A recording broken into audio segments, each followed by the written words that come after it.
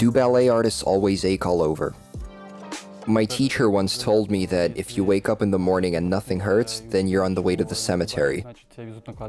It's true that something always hurts, but we develop a special, warm relationship with pain, almost a friendship. We have very different kinds of pain. As for women, it's about everything that is connected with point shoes, nails, foot bones. As for men, it's more about backs and shoulders, because we have to lift the ladies. But knee pain unites all of us. When I was 20, I used to think everything hurt. Now I'm older and I understand that at the time nothing really hurt. It does now, and what will happen in some more years. Each ballet dancer has his own injury that needs to be monitored all the time. My collection includes injuries of the back, neck, knees, feet. Have I forgotten any other parts of my body? Did I mention my ears? We never go to the ordinary doctor. An ordinary doctor will say, "Dear, you're out of your mind. It's time for you to stop dancing. Calm down. Let it go." Does ballet have strict body requirements?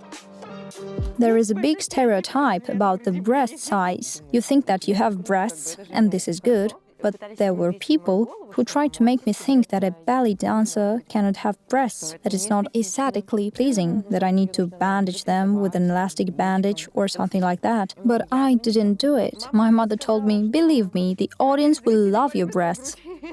You will be on stage." When we were entering the ballet school, they paid close attention to what our parents looked like. It was a very important assessment, because if the parents are short and of solid build, then most likely the child will also be short and heavy set. Some theaters put out a rider, a list of certain requirements. For example, that their artists can only be of a certain height, or that they shouldn't have tattoos and shouldn't shave their heads. Thank God in our theater, everything is within reason. Of course, I can't shave my head on the day of the show if the character that I'm playing isn't bald. But it's obvious, it's not necessary to put it in a contract. Appearance must match the on-stage character. For example, a bald prince looks so-so, and it would feel different during the performance. Because if you look like a prince with the appropriate makeup and hairstyle, then you will feel like one on stage. Almost every artist in our theater has at least one tattoo. And there are some guys who have almost all their arms tattooed. The men's suits usually have long sleeves, so it's not a problem for them. It's easy to cover everything up. An employer doesn't care if you have a tattoo or a piercing. Does ballet interfere with personal life? It is probably difficult to find partners outside the theater. Not everyone will be able to understand you. We have a very complicated work schedule. For example, I have a day off on Monday. Who can I go on a date with on Monday? But I found a guy outside the theater. He works as a bartender, dancing with his fingers, you know?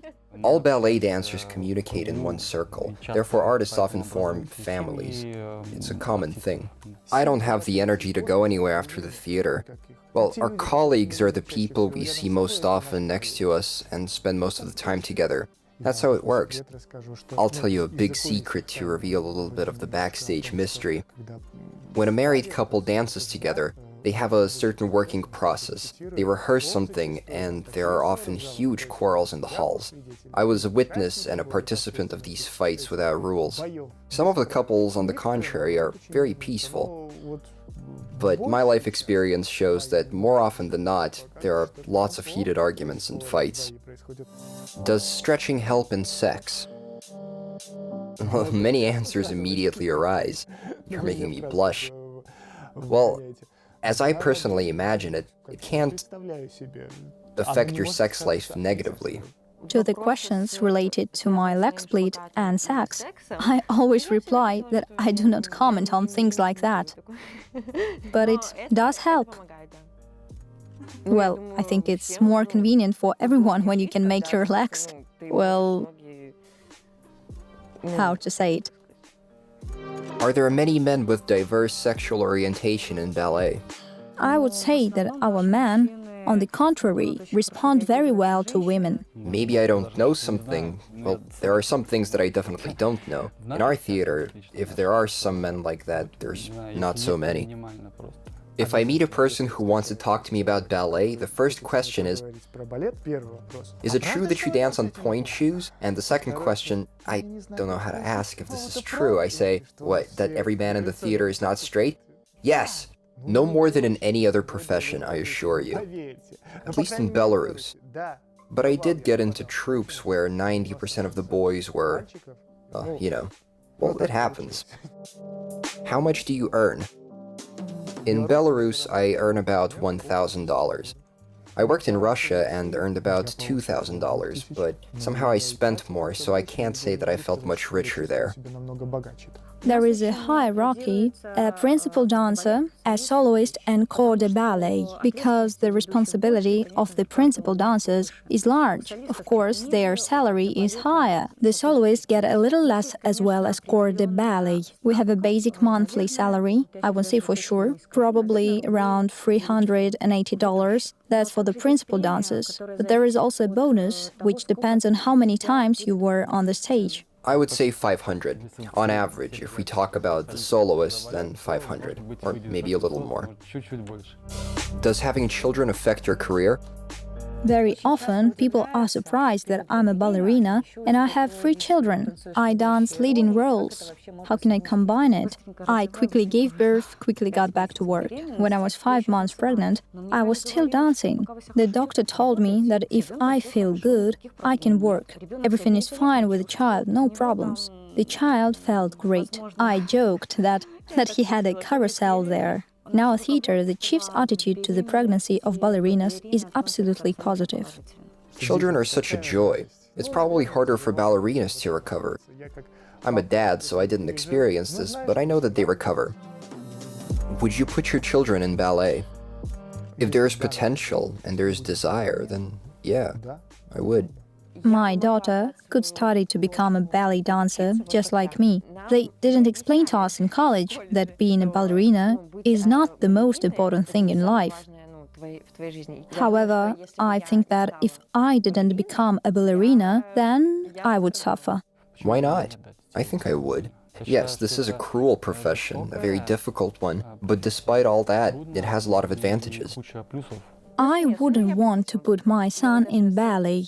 I sympathize with our guys because they have to lift us during the whole show. They get really tired. And they also need to dance their own variation. My partner is working hard, but everyone in the audience is looking at me.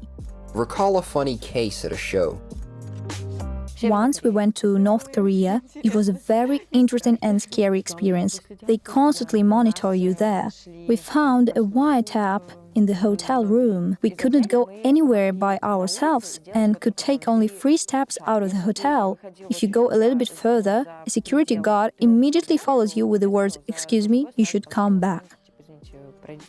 We got so fat because we did almost nothing there. We couldn't go out for a walk. We just sat in the room and ate all the time. And occasionally we went to a rehearsal. Here they clap like this.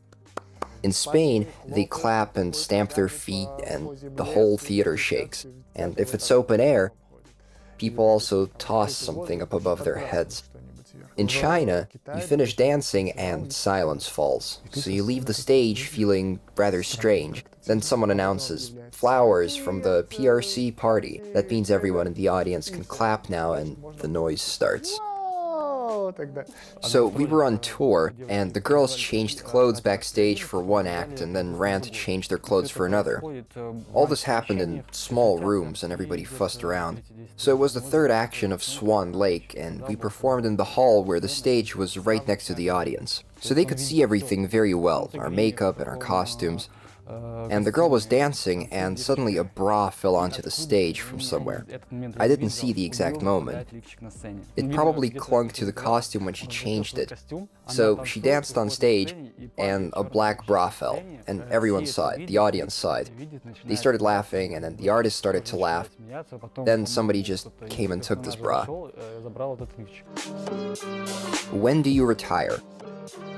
Not only here, but all over the world, it is believed that the ballet epoch lasts 20 years. Ballet is the art of the young. It is noticeable when the girl on stage is 18 or 20 years old and when she's 46 years old. We are not so young on stage anymore, not so beautiful. Makeup can't hide this. That's probably why people retire rather early. Well, and physically, it's a very hard job.